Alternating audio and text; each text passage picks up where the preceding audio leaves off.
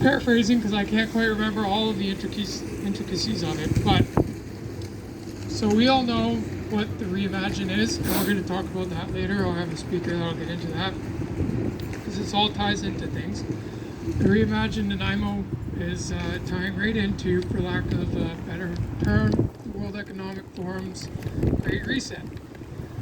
We all know about the Metro Drive upgrades, all of these mobility corridors, all these things, which are just making it harder and harder for us to drive down, right?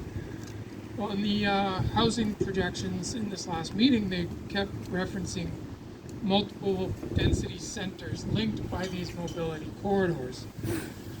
For anybody listening or watching this online, I suggest that you start looking into what your city is projecting, what their housing projections are, how they're going to link their density centers, and what their mobility corridors are.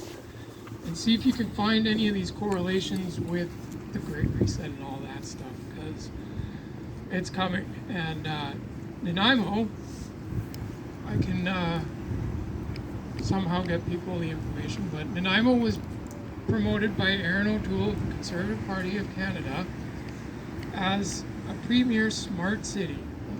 Smart city also ties into that WEF agenda with the Great Reset.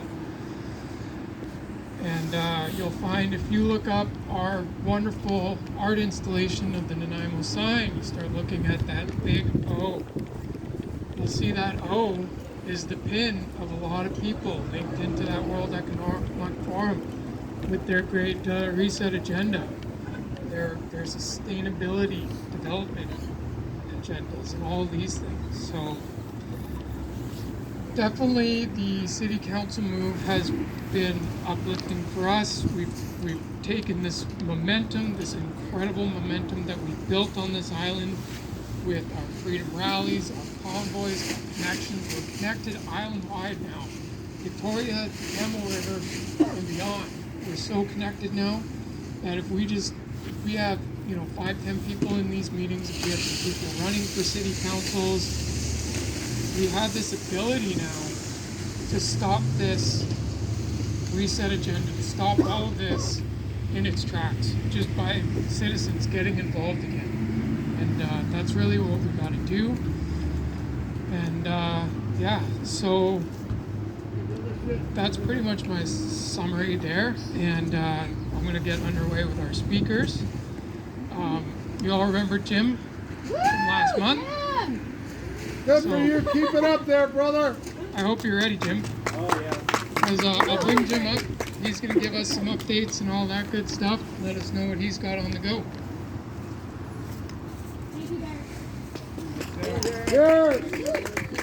Good afternoon, Nanaimo. How's everybody today? Good. Wonderful. Don't know about updates. I don't have a lot of updates, but I do have a story to tell. And hopefully it will inspire. But before I get to that, a summary. Anyone who was here last time will recall that I spoke about the Battle of Thermopylae, where 300 Spartan soldiers stood up against a tyrant, Xerxes. And they did that to preserve freedom and democracy. And I'm not really sure, but I think Xerxes could be a distant ancestor of Justin Trudeau, because they both share some of the same qualities. A huge sense of hubris, a huge sense of ego, and a sense that, I said it during the last storytelling, Xerxes was determined to crush Greece because they were a fringe minority with unacceptable views. So they stood strong, and they preserved our democracy, and they preserved it for all of us.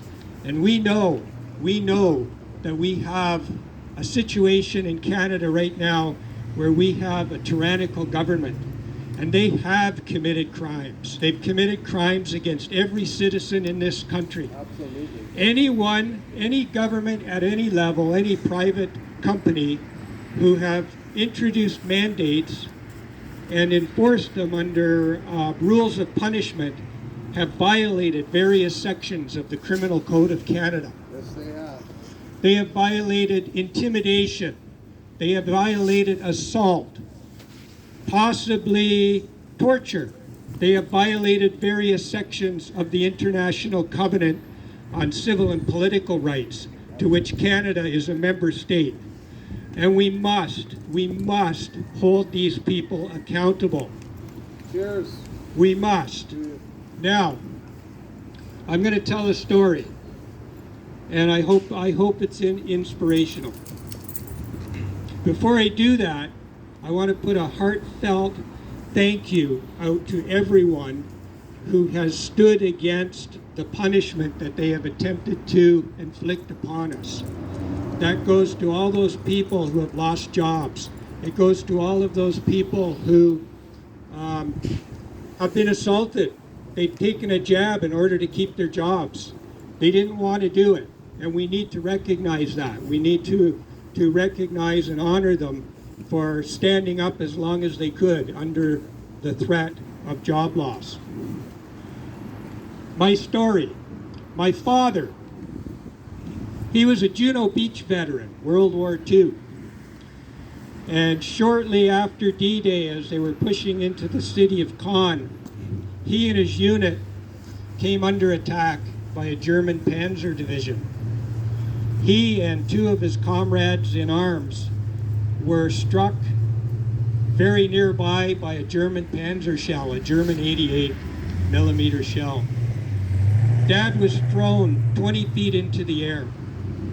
When he hit the ground, he was bleeding from his nose, from his ears, from his mouth, from the various wounds that had penetrated his body from the shrapnel. When he looked to either side of him, his two comrades, one of them was dead, killed outright. The other one lost both legs. Now, I ask you, did my father panic? Oh, you bet he did. He panicked.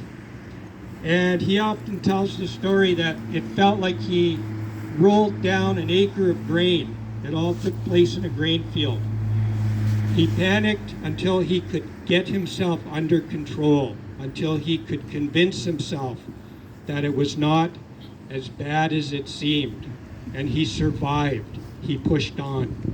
And we know that the people in this building and the people in our other levels of government, they're not finished yet. We all know that. We know they're going to come back and keep pushing this agenda. And I hope that the story of my father will inspire other individuals to hold the line. Don't give into it. Because as bad as it might get, it can only get better. That's right. And it will get better when we hold these people to account. Absolutely.